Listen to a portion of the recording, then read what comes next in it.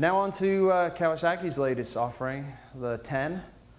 So, of course, fully adjustable all the way around. Preload and rebound at the top of the fork, compression at the bottom, and on the shock, fully adjustable, rebound, compression, and spring preload. Now this should be much the same as the Honda in that it's obviously track focused and should be pretty stiff. So let's see if Chris gets 2 bikes for Christmas. Plaza Cycle. Walk in and ride out with the Kawasaki Honda or Yamaha of your dreams. Remember, Plaza Cycle. Walk in and ride out. Come on, lad. Cows are coming home. 18 1/4. That didn't move. All right, we know the free length was 18 1/4, and with Dave on the bike, it's 17 1/2.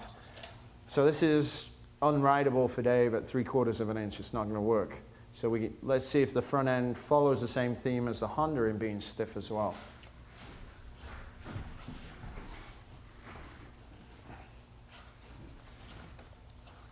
No. Wow.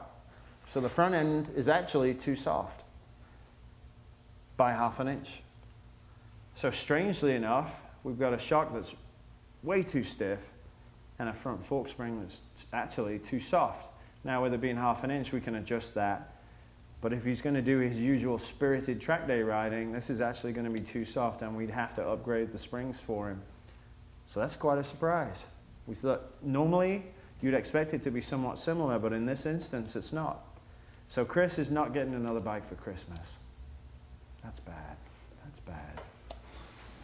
All right, moving on. Let's see what we can get. If it was bad for Mr. Williams, it should be basically a hardtail for Haley. And it is. Barely over 1/4 of an inch. So I think the seat's compressing a little more than the shock is. So this is utterly unrideable right now for her.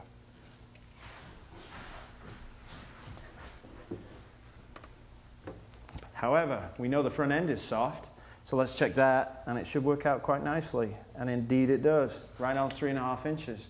So bizarrely enough, the front's perfect with the spring rate. So I'd hazard to guess it's less than a 9 kilogram spring in the front. And then the back is obviously considerably stiff. So Chris should fit great on the back, but just bury the front end completely. So here we go. We already know he's only got the Honda for Christmas, so let's see if the shock's good. Indeed it is. Right, just shy of 1.5 inches. So this is, we could definitely go either way on the spring for this for Chris, and the shock's perfect. But let's see how bad the front is.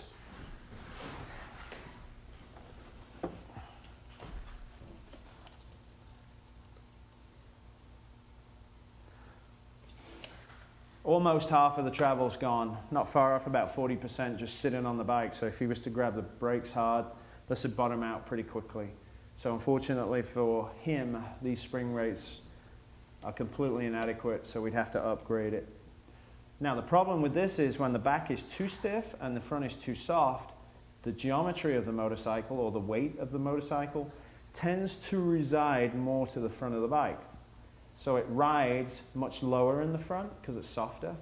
So if you have to brake really hard, there's an increased risk of the rear wheel coming up because all the weight transfers to the front very quickly.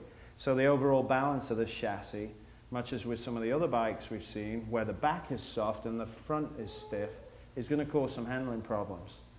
So bear that in mind too. If you're going to give and take and say, well, I can deal with the shock, realize what's going to happen to the front and how when you ride the motorcycle, that can be something that you really need to pay attention to.